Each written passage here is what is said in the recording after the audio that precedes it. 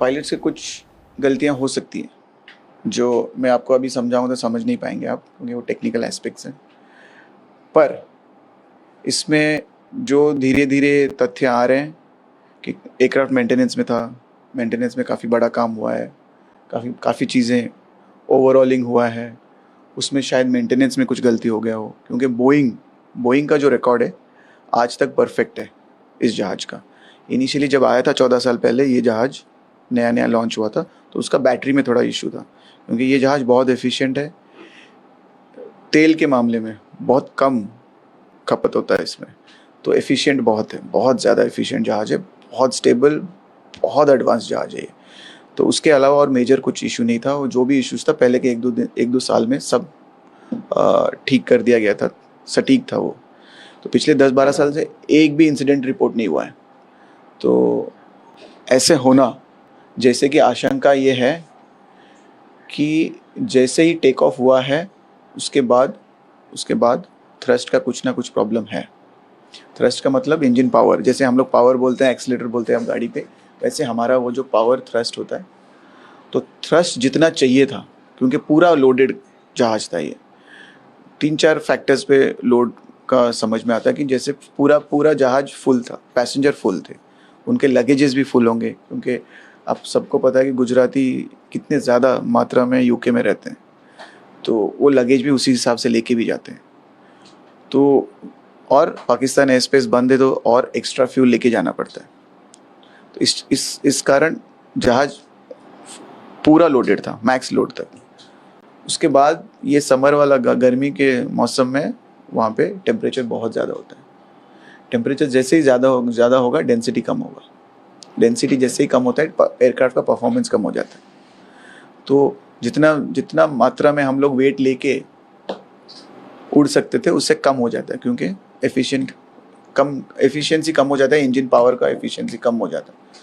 तो ये बहुत थिन मार्जिन है। तो उस कैलकुलेशन में कहीं पायलट लोगों ने गलत कर दिया क्या, बस एक ही दिमाग में मेरा वो चल रहा है। और उसके बाद जो विजुअल्स आ रहे हैं, उसका लैंडिंग गियर अप नहीं गया है, क्योंकि जैसे ही हम लोग हवा में उड़ते हैं, फर्स्ट काम हमारा होता है कि लैंडिंग गियर अप करना।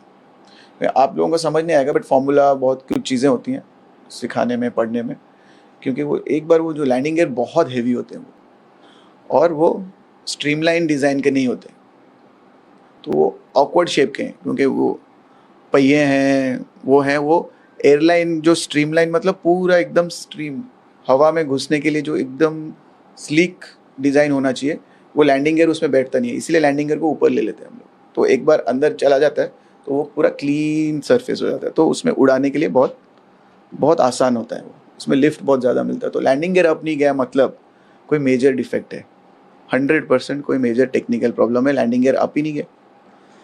तो उनके ये पायलट्स लोगों के सबसे बड़ा अगर कोई प्रॉब्लम हुआ उनको, वो लैंडिंग गियर अप ही नहीं गया। और जैसे ही अप नहीं गया, उसके बाद 400 या 600 फीट के आसपास थ्रस्ट कम होने लग रहा है, क्योंकि उनके पास वो थ्रस्ट मिल ही नहीं रहा ऊपर जाने के लिए, चढ़ ही नहीं पा रहा, उसको अटक गया कुछ 1-2 सेकेंड के लिए वहीं पे, फिर धीरे धीरे नीचे आने लगा। तो इसमें इंजन फेल एक हुआ है या दो हुआ है, क्योंकि अगर एक भी होगा तो जहाज थोड़ा हिलना चाहिए था, थोड़ा सा, क्योंकि मॉडर्न एयरक्राफ्ट है, एडवांस्ड है, कंप्यूटर है, ऑटो पायलट्स भी हैं जो हेल्प करते हैं आप लोगों को, बट पायलट का इनपुट चाहिए ही चाहिए, बट उसमें आपको हेल्प मिलता है सिस्टम से। तो जहाज बिल्कुल हिला ही नहीं है, तो मुझे डाउट है, और उसका रडर का भी मूवमेंट नहीं है, तो इंजन फेल होना थोड़ा मुश्किल लग रहा है मुझे। तो जो आशंका हो रहे हैं कि एक इंजन फेल हुआ है, दो हुआ है, अगर दोनों हुए हैं तब तो इसमें बोइंग का कोई ना कोई डिज़ाइन में फॉल्ट है, जो इतने सालों से पता नहीं चल रहा था, या फिर इतने सालों से हमें समझ नहीं पाया। अब जब होने को आया है, अब हुआ है, तो बोइंग का जो अभी वो पीछे हिस्ट्री में जाएंगे कि जब अभी एक बहुत बड़ा ओवरऑलिंग होता है, जैसे आप लोग गाड़ियों का सर्विसिंग करते हैं 6 महीने में 10,000 किलोमीटर ऐसा कुछ होता है, ऐसे जहाज़ों का भी वही सीन है, 3 महीने में ये होना चाहिए, 4 महीने में ये होना चाहिए, इतने सौ घंटों में ये चेंज होना चाहिए। तो एक मेजर सर्विसिंग के लिए ये जहाज गया भी था। तो सर्विसिंग के टाइम पे लाखों पार्ट्स होते हैं, मिलियंस पार्ट्स, तो मिलियन पार्ट में कहीं टेक्नीशियन ने कुछ छूट गया क्या, कोई प्रॉब्लम हो गया क्या, कंप्यूटर सॉफ्टवेयर में कुछ प्रॉब्लम हो गया क्या, क्योंकि जो FADEC एक बोलते हैं उसको, वेरी डिजिटल थ्रस्ट उसको बोला जाता है, कंप्यूटर है वो थ्रस्ट वगैरह को मैनेज करता है पावर को।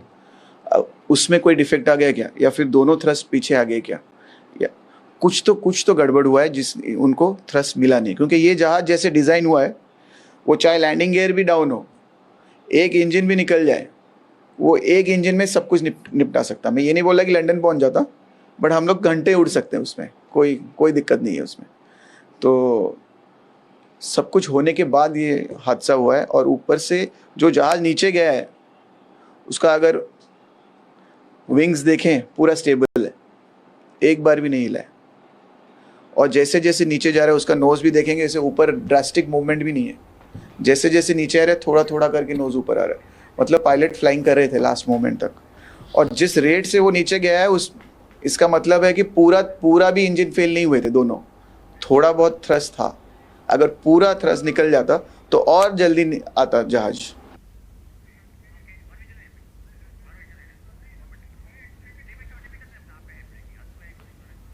વિમાન દુર્ઘટનાને લઈને કઈ રીતે એક્સપર્ટ્સ જણાવી રહ્યા છે કે આ વિમાન આખરે બંને એન્જિન ફેલ થયા હતા કે પછી એક એન્જિન ફેલ થયું હતું?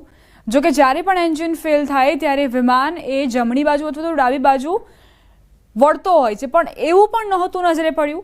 લોસ ઓફ થર્સ્ટ જણાવી રહ્યા છે, તેના કારણે જે પાવર હોવું જોઈએ જેનાથી વિમાન ઉપર ઉઠે છે તે નહોતું મળતું, કદાચ એટલે જ આ વિમાન દુર્ઘટનાગ્રસ્ત થયું।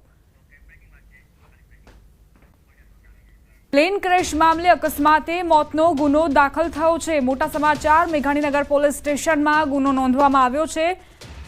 વિમાન દુર્ઘટનાને લઈને આ મોટા સમાચાર પ્રાપ્ત થઈ રહ્યા છે। પ્લેન ક્રેશ મામલે અકસ્માતે મોતનો ગુનો દાખલ થયો છે। જે 268થી વધુના મોત નિપજ્યા છે તેને લઈને મેઘાણીનગર પોલીસ સ્ટેશન જ્યાં ગુનો નોંધવામાં આવ્યો છે। સંવાદદાતા ઋત્વિજ જોડાઈ ગયા છે વધુ જાણકારી સાથે। ઋત્વિજ, શું અપડેટ?